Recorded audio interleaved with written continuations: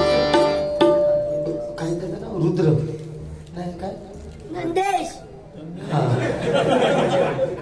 नाही असं ठीक आहे. पण काय बघा आपली पूर्वीच्या काळी आपली हिंमत नव्हती बोलायची लोकांच्या समोर, बरोबर ना.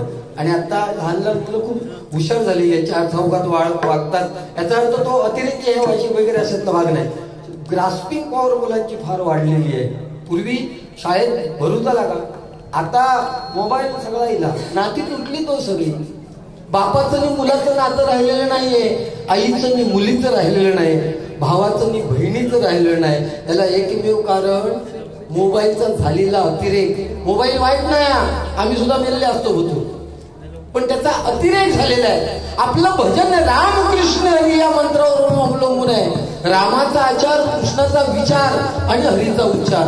राम शब्द उच्चारायला सोपा आहे, राम शब्द लिहायला गेलात तरी सोपा आहे, राम तुम्हाला समजायला सोपा आहे. पण कृष्ण ज्याचं प्रत्येक अक्षर जोडाक्षर आहे, तो कृष्ण समजायला तुम्हाला कठीण आहे. 99 अपराध झाले तरी 101 अपराधापर्यंत थांबणार हो तो फक्त कृष्णच आहे, लक्षात घ्या. त्या वासुदेव कृष्ण समजायला कठीण आहे, कृष्ण शब्द लिहायला कठीण आहे, आणि कृष्ण लिहायला सुद्धा खूप कठीण आहे.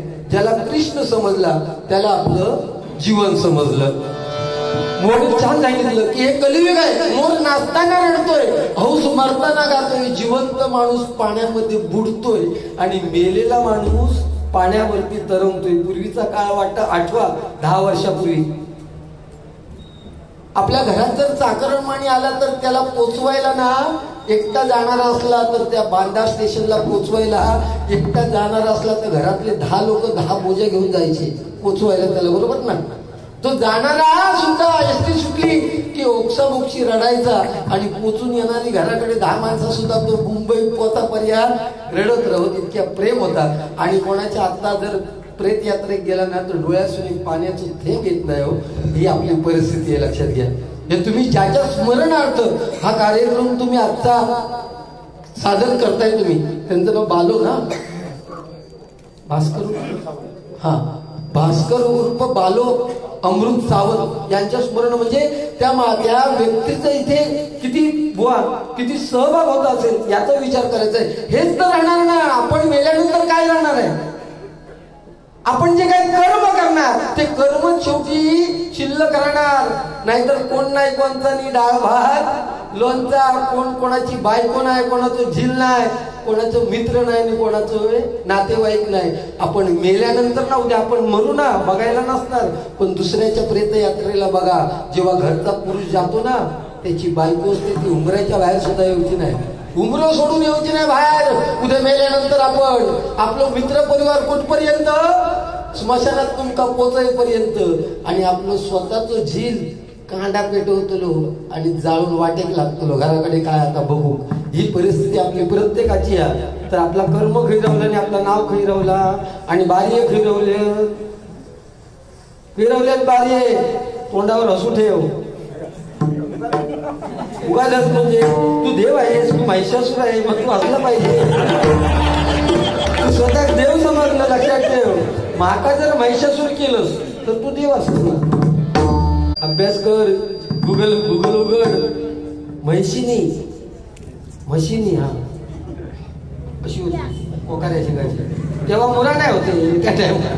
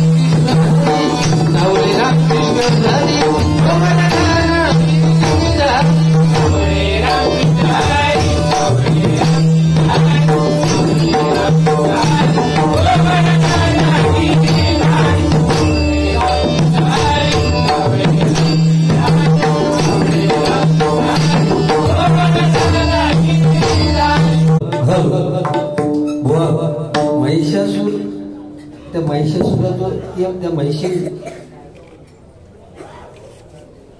एकाच मुलाक नाही जन्म देऊ. महिषासूर आणि तिचा भाव एक निघालो तेव्हाच. त्याचं नाव म्हशीचं भाव नाही, त्या महिषासुराचं म्हणजे 2 मुलं झाली एका वेळेस. तो दुसरं रक्त बीज ऐकलं नाव. म्हणजे त्या का कापलं तरी पण त्याच्या रक्तापासून परत राक्षस निर्माण व्हायचो. आणि ती म्हस इतकी होती, रंभ राक्षस तो पण जरा रागीट होतो तुझ्या अर्थ. त्या रंभ राक्षस आणि त्या म्हशीचं मिलन झालं ना बुवा. पण थोड्या वेळात त्यानं बघितल्यानंतर एक रेडो येताना ते का दिसलो आणि तो रेडो म्हशी बरोबर लगट करू लागलो. म्हणून त्या का रागिलो रंभ राक्षसा. मग त्या दोघांचं युद्ध झालं ना, त्याच्यात रंभ राक्षस म्हणजे मारलो गेलो. आणि आता नवरो गेल्यानंतर पत्नी शेवटी त्यावेळेस सती जाऊची प्रथा होती ना, ती म्हस पण सती गेली. आणि सगळा एकामेकाचा झंगाट एकामेकात अडकलेला. तर कुष्मंड एवढं सोपे नाही आणि साडी बदलले इतके सोपे नाही. उद्यापासून तू एक काम कर, तू एक काम कर ना, आता 9 दिवस 9 बारी आहेत ना तुझी. तू वेगवेगळ्या प्रकारचे असे कपडे घे आणि कमरे गुंडा नदीच्या पल्ल्याड एक नंबर देवाची. अरे एक लक्षात घ्या, पुरुष मंडळी तुम्ही आता इथे या ठिकाणी डबलबरी बघायला आलात. 9 वाजता जेवलात नाही, हात पुसलाच नाही, गो झालं येऊन सांगा ना, वाटेक लागलास. त्या महिलांना कुठे फिरायला हिरवी मिळत नाही. मग प्रत्येक देवळात नवरात्रीचे उत्सव किंवा नवरात्रीचे कार्यक्रम होतात. मग तोच एक चान्स होता की आपल्या गावात असलं तर बायकांना कुठेतरी त्या निमित्ताने जाता येतं देवीच्या पाया पडायला. आणि म्हणून हल्लीचा विषय आहे की 9 दिवसात 9 रंग. परंतु आजचा जो रंग आहे पिवळा, तो आनंदी रंग आहे, वीरश्रीचा रंग आहे. तो सुद्धा चांगला रंग आहे, त्याच्यात वाईट काय नाही बुवा. लोक बोलतो व्हॉट्सअपवरचा वाचून हा येऊन नाही माझ्यासमोर पिवळे करायचे. सत्या 100%. पण ह्या व्हॉट्सअपवरचा वाचतोस तू काय नवरंग नाही पिवळ्या रंगाचा ना विषय कुष्मांड हे म्हणजे दररोज नवरंग सत्य हा. पण ह्या हल्लीच्या 8-10 वर्षाच्या काळातला त्याच्या अगोदर एवढे असे काही चेंज होत होते. मग हे व्हॉट्सअपचे विषय मग हे ह्याच्या मुळाशी जातो आणि त्याचा विचार करणे लोकांसमोर मान लक्षात घे.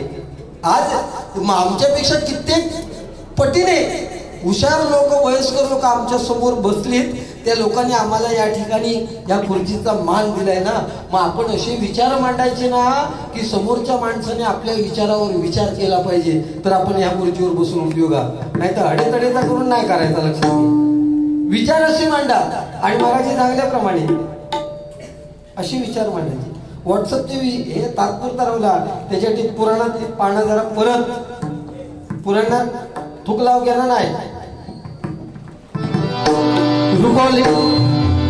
काय आहे आता गजरात माझ्या कितीदा नसतील हो संशोधनाचा विषय आहे. बरोबर ना. थोडके लोक असतील बाकीचे लांबचे लोक जाणार आणि त्यात करून चिडलेलो आता कुठल्याही लेवलला जाऊ शकतो. म्हणजे माका बोलायची त्याची हिंमत नव्हती. तुमच्या माहितीसाठी सांगते. आणि हिंमत असेल तर त्यांनी बोलून तरी दाखवायचा. मग 10 जण असले तरी 5 वाजेपर्यंत मी बारी एखाद्याला नाही. लक्षात ठेवा. फक्त ह्याला एकाच दुसरा शब्द असं बोलायचो आणि मी ऐकायचो बस.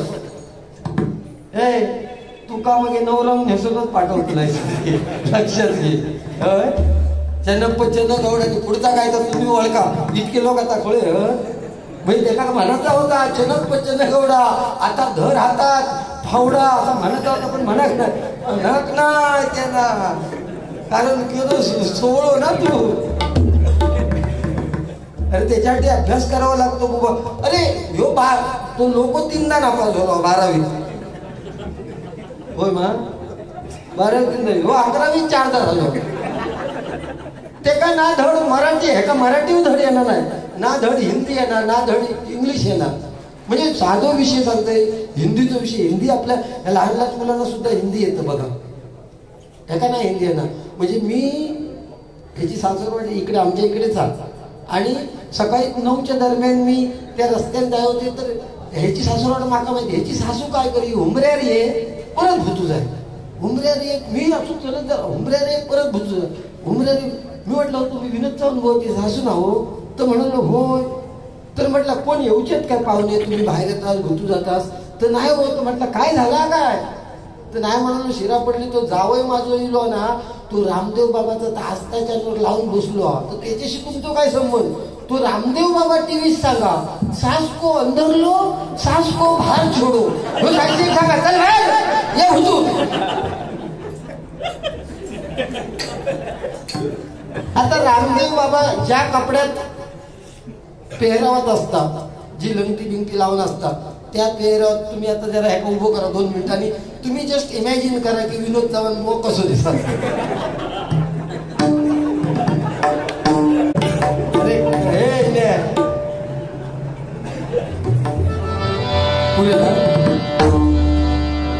पण आता सध्या ज्या गाण्याचा ट्रेंड चालू आहे बघा कोकणात.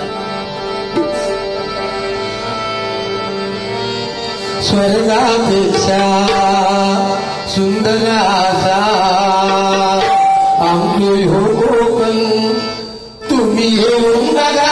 आणि